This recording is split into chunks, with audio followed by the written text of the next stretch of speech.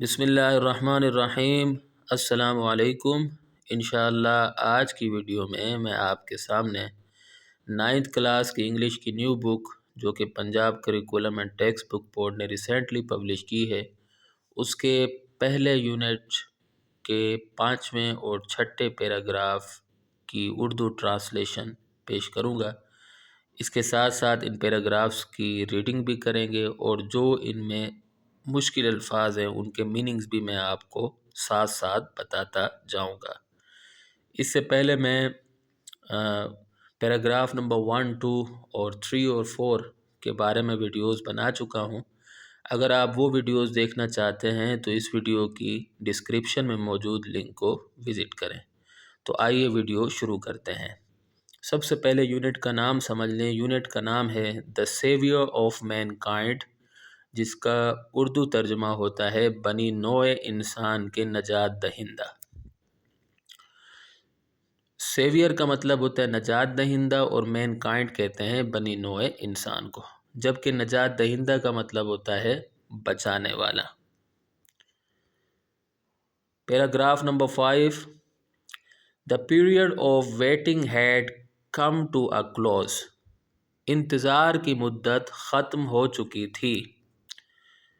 اس میں کچھ الفاظ ہے جیسے پیریڈ کا مطلب ہوتا ہے مدت، ویٹنگ کہتے ہیں انتظار کو، کم ٹو اے کلوز کا مطلب ہوتا ہے ختم ہونا۔ ہز خاتم النبیین صلی اللہ علیہ وسلم heart was over flowing with profound compassion for humanity۔ آپ خاتم النبیین صلی اللہ علیہ وسلم کا دل انسانیت کے لیے گہری ہمدردی سے لبریز ہو رہا تھا۔ ہارٹ کہتے ہیں دل کو، اوور فلو کہتے ہیں لبریز ہونا، پروفاؤنڈ کہتے ہیں گہری، اور کمپیشن کہتے ہیں ہمدردی کو، اور ہیومینٹی کہتے ہیں انسانیت کو۔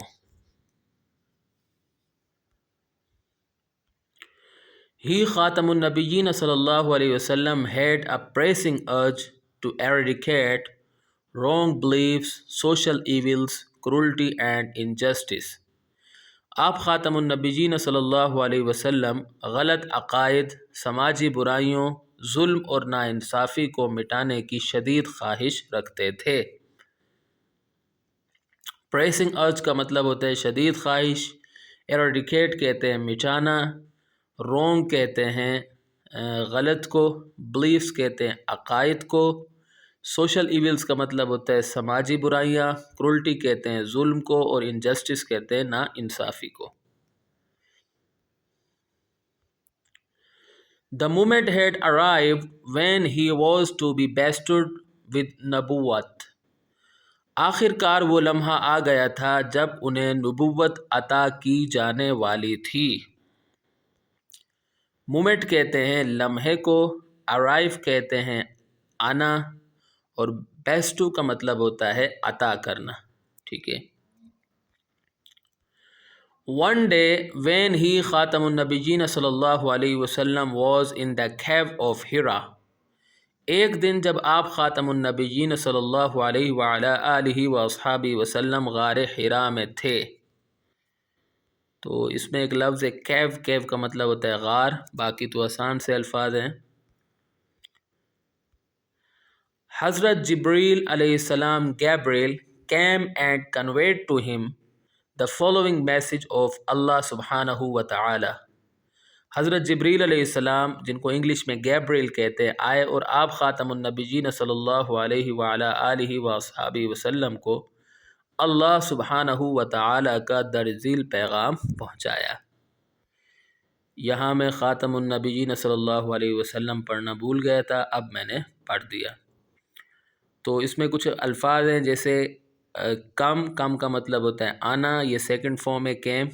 اس کے بعد کنوے کا مطلب ہوتا ہے پہنچانا، اور فالوونگ کہتے ہیں درج ذیل، میسج کہتے ہیں پیغام کو۔ تو یہ میں نے یہاں ٹرانسلیشن لکھ دی ہے، یہاں قرآن کی آیات لکھی ہوئی تھی تو میں نے ٹرانسلیشن لکھ دی ہے، وہ آپ کے سامنے ہے۔ Read in the name of thy lord who created، پڑھ اپنے رب کے نام سے جس نے بنایا۔ ریڈ کہتے ہیں پڑھ، اور دائے کہتے ہیں اپنے، ٹھیک ہے۔ یہ پرانی انگلش ہے، جیسے آج کل ہم اس کی جگہ یور استعمال کرتے ہیں۔ پرانی انگلش میں دائے ہوتا تھا، یور کا مطلب تمہارا، ٹھیک ہے۔ اور لورڈ کہتے ہیں رب کو، اور کریٹڈ کہتے ہیں بنایا۔ اور یہ لفظ آج کل بھی ریلیجیس بکس میں اور لٹریچر کی پرانی بکس میں استعمال ہوتا ہے۔ Created man from a clot of congealed blood, جس نے آدمی کو جمے ہوئے خون کے لوتھڑے سے بنایا۔ کریٹڈ کہتے ہیں کریٹ بنانا، کریٹڈ سیکنڈ فارم ہے۔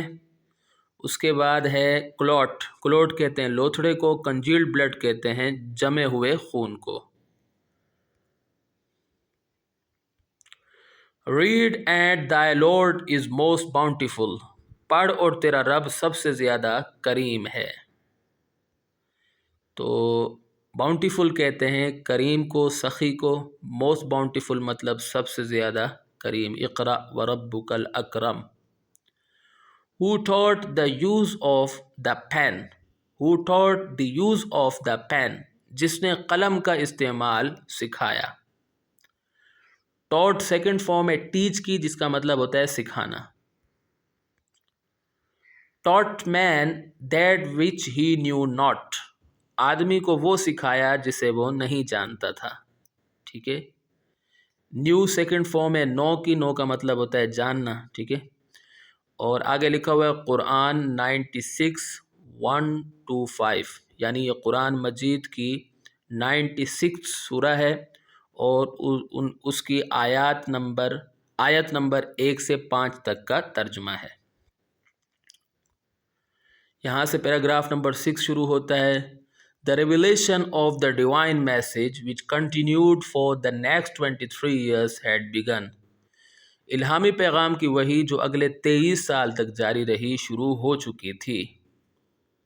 تو کچھ الفاظ ہے جیسے ریویلیشن کا مطلب ہوتا ہے وحی، ڈیوائن میسج کہتے ہیں الہامی پیغام کو، اور بگن کا مطلب ہوتا ہے ہیڈ بگن مطلب شروع ہو چکی تھی۔ یہ تھرڈ فارم ہے بگن کی، بگن کا مطلب ہوتا ہے شروع ہونا۔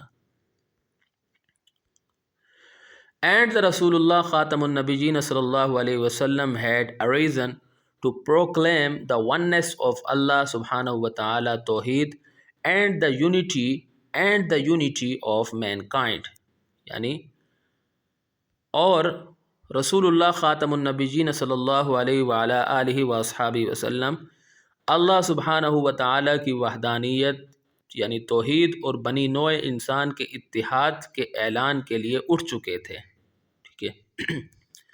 اریزن کا مطلب ہوتا ہے ہیڈ اریزن یعنی اٹھ چکے تھے، یہ تھرڈ فارم ہے ارائز کی۔ پروکلیم کا مطلب ہوتا ہے اعلان۔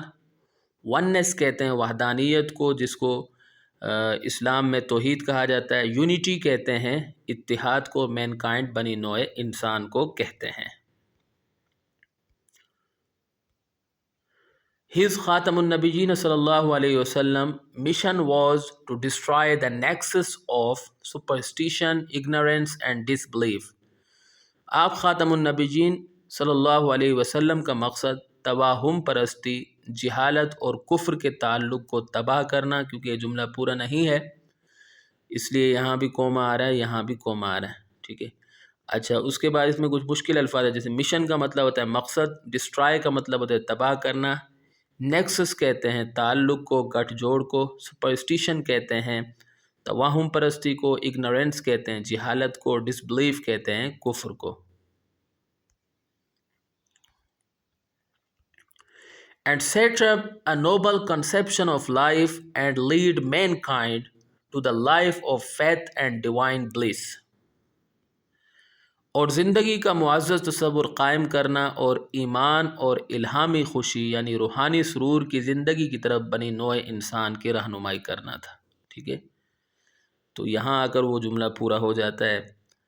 اس میں کچھ مشکل الفاظ ہے، جیسے سیٹ اپ کا مطلب ہوتا ہے قائم کرنا، نوبل کنسیپشن کہتے ہیں معزز تصور کو، لیڈ کہتے ہیں رہنمائی کرنے کو، مین کائنڈ کہتے ہیں بنی نوع انسان،